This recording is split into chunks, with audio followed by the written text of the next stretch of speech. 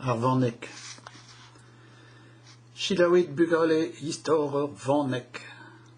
On est sawa Vannek rue, agawabe kasset kandanavel, alezet war an ner e kreizenent. Cri, cri, cri. Petrazo war an net, logoden a zo tostad. Gwelet ar Vannek a lavaret. Chans ameus, sais-tu un petit brau, un petit gret gant glon? Tom e vo din e barst. Tut zo en ti? Bet den e bet ne respon.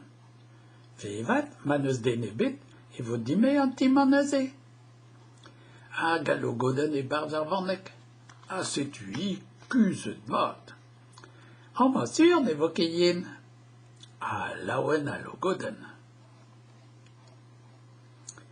A grisol, cri, cri, cri. Petra zo, petra glevon, me a logoden e barz ar Vannek. Unan benag a zo tostad. Ur bouez zo komz. Chans am eus, setu un ti glon hag a vo Tom? Ya, Tom e vo din e barz. Tut zo en ti? Ya, an momon, me a logoden, penal d'ar Vannek. Ha te, piouet. Me e achat, a riou am eus, mont e barz ar c'halan? Ya bat, a respond a logoden. Hag achat denem zilan e barz ar Vannek, ha denem souchan vouz a logoden. Ha, pegen brao e di maman, me achat hag a logoden a un voez. Ha setu, bremañ moin daou Vannek.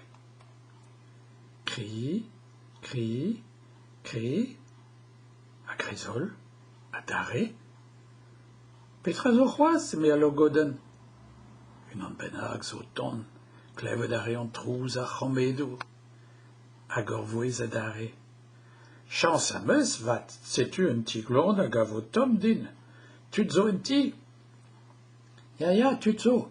An maman achat hag a logoden. Ha te, piouet? Me a louad, mont e barz ar c'halan? Yen skorne er bez, a riou am eus. Deus barz ta, me a logoden.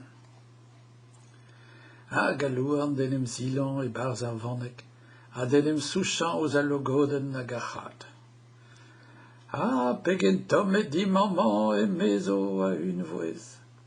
Ha setu bremañ e mañ tri Vannek, a louan, achat hag a logoden. Hag a dare, cri, cri, cri. En dremañ e klevan trouz treit pouner hag ur voez rust. Chans am eus vat setu un ti glon hag a vo Tom din. Tut zo en ti?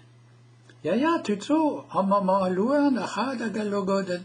Ha te, piouet? Me ar pemor gwe. Yen skorne an amzer er mez, a riou am eus, mont e barz ar c'halan. Ya, deus barz ta, me a logoden. Un templer zo c'hoaz. Hag ar pemor gwe denem silan e barz ar Vannek, e kichen a louan, achat hag a logoden. Fid an bie, nag a dud zo amañ, leun e an ti, a Tom e barz. Bremañ, e mañ pevar Vannek. A pemor gwe, a louan, achat hag a logoden. Met a grisol,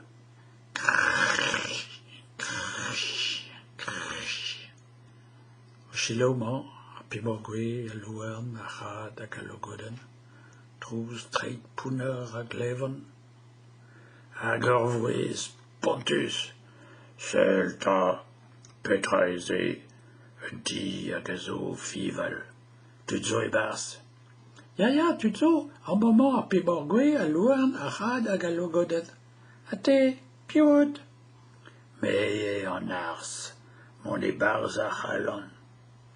Te, be a logoden, an mont eus Tom-ler beken? Kuire, ez an da welet. Ha setu an ars da lakad e ben e barz ar Vannek? Hag an ars da lakad e Ur pao e bars ar vannek, hag an arz da lakad, daou bao e bars ar vannek, hag an arz da voudan e gouf teo er vannek,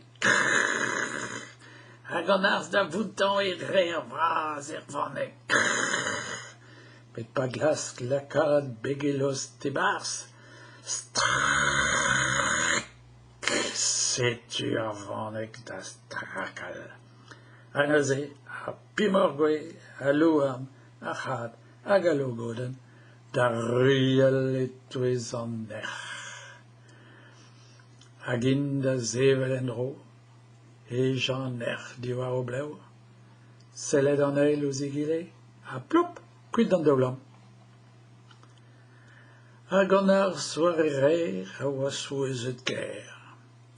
Petra tozo c'hoarvezet, traliede ar vannek, a war marer e zon kwezet.